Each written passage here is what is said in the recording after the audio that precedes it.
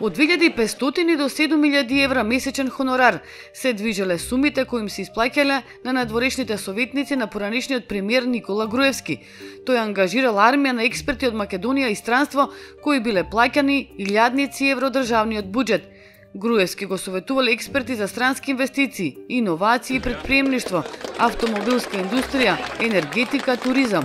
Нова ТВ согласно Законот за слободен пристап до информации од јавен карактер од владата ги побара договорите склучени со лицата кои во изминатите години му давале совети на Груевски, а целта била поголем економски развој на Македонија. Па така според документите кои ни ги достави од владата како надворешен соработник за привлекување на странски инвестиции од ноември 2012 до ноември 2013 година, во владата бил ангажиран Колин Джефри. За неговите услуги од државната каса месечно му биле исплаќани $4000. Джефри во Македонија стана многу повеќе познат откако почина во скопскиот хотел Супер 8, отколку како човек кој донел инвестиции во земјава. Тоа е човекот чија смрт направи паника во Скопје дека починал од ебола, а потоа се испостави дека всушност имал проблеми со желудникот. Негова задача според договорот била остварување контакти со странски компании заинтересирани да инвестираат во Македонија, комуникации со економски тела, стопански комори, бизнес асоцијации, организирање настани за промоција на Македонија и соработка со министрите во македонската влада. Джефри во Македонија пристигна поодамна, во 2007 година, кога како директор за стратешко планирање на Джонсон Мети пред изборите во 2008 година изјави дека компанијата не е политичка партија, но за секој случај дава донации на сите политички партии. Подоцна се правдаше дека изјавата му била извадена од контекст. Соработник од областа на иновациите и предприемништвото бил израелецот Джошуа Глајтман. Бил ангажиран во период од 2 години, од ноември 2012 до ноември 2014 година. Совети на Никола Груевски му дала и Џорџ Пери од Мичиген, кого владата го плаќала како експерт во автомобилската индустрија, а негова задача била да соработува со врвни компании за промоција на предностите и можностите кои ги нуди Македонија на потенцијалните странски инвеститори. За неговиот ангажман од март 2013 до февруари следната година му биле исплатени $60,000, односно месечно добивал по $5,000.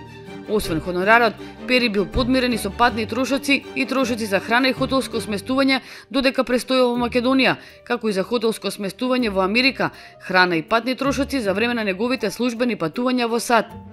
Од другите странски советници во ова друштво влегува и Маријан Хрибар, надворешен соработник од областа на туризмот и туристичкиот потенцијал на Македонија.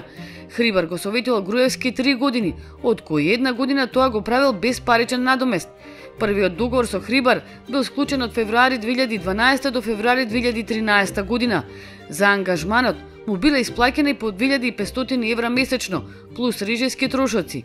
Хрибар своевремено изјави дека Македонија посетува еднаш на 2 месеци, кога владата расправила за туризам.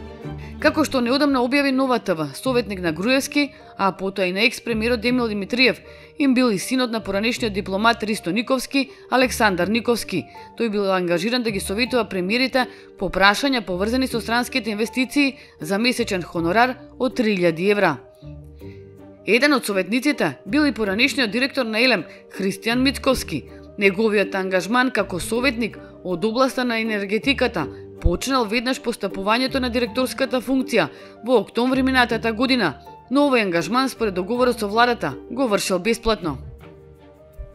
Како што пред неколку месеци беше обелоденето, еден од советниците бил и поранешниот британски пратеник од редовите на конзервативците и член на парламентарното собрание на Советот на Европа Роберт Валтер. Тој за неговиот ангажман како советник за надворешна политика месечно добил по 7000 евра, плюс за патни и хотелски трошоци. Нова ТВ веќе објави дека поранешниот премиер Никола Груевски во одредени периоди имал 86 советници. Сите активни договори, постапувањето на новата влада се раскинати и тие повеќе не се на платен список на државниот буџет. Кога новинарите во текот на 11 годишното владење на ВМРО ДПМН прашуваа колку пари чинат советите од надворешните експерти кои го советуваат Груевски, одговорот беше дека дел од нив даваат услуги без надомест, а за другите цената за ангажман е на ниво на просечна цена за советување која постои на пазарот на услуги.